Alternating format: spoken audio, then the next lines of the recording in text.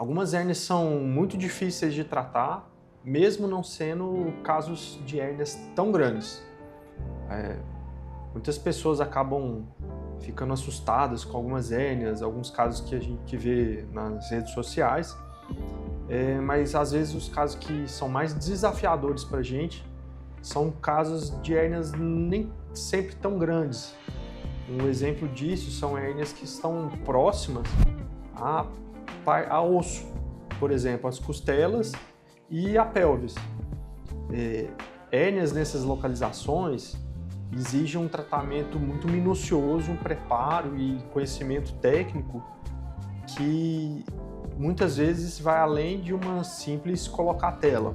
Eu recebo no consultório muitos casos de hérnias que voltaram próximas a essas localizações porque simplesmente a única coisa que o cirurgião fez foi colocar uma tela e de qualquer jeito ir embora. O que a gente percebe é que a mobilidade que existe do tronco ali muito próximo da costela e da pelve, a gente simplesmente colocar uma tela em cima do músculo, essa mobilidade excessiva vai rasgar a tela e a hérnia vai voltar. Então a gente precisa de um tratamento mais delicado que envolve dissecções nessas áreas que são muito mais sensíveis, que têm estruturas delicadas, por exemplo, as costelas que estão próximas dos pulmões, do coração, e a pelve, que passam algumas estruturas, vasos importantes. E quando a gente trabalha, faz algumas dissecções nesses planos, a gente consegue colocar uma tela atrás do músculo muito maior do que a gente conseguiria simplesmente colocando essa tela por cima. E isso, quando foi desenvolvido, mudou muito o tratamento dessas hérnias.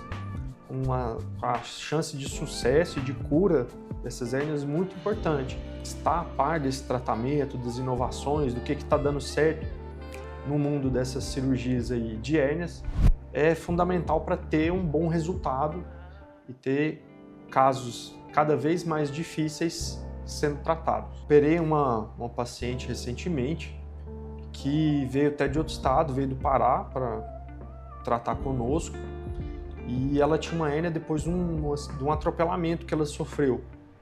E ela não conseguia cirurgião que soubesse ou que quisesse tratar esse tipo de hérnia, próximo aí da região do osso da bacia, né, da pelve. E a gente conseguiu fazer essa cirurgia até por videolaparoscopia.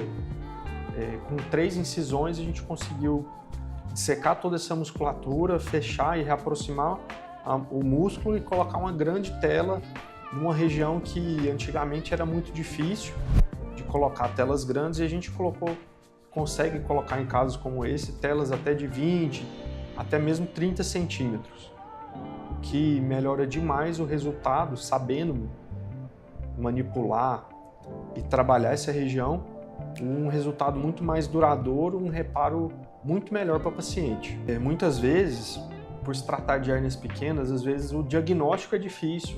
A gente precisa de exames como a tomografia computadorizada para conseguir fazer o diagnóstico certeiro, porque pode passar de maneira despercebida o exame físico, até de médicos experientes. Então, a tomografia computadorizada, além de fazer o diagnóstico, vai nos ajudar no planejamento dessa cirurgia.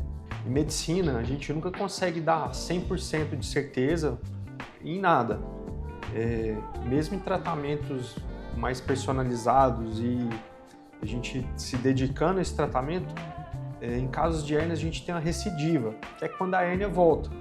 E nos grandes centros do mundo isso está gerando em torno de 10, 15%. Por mais que a cirurgia tenha sido bem feita, a gente ainda tem uma parcela pequena de recidivas, que é normal e pode acontecer.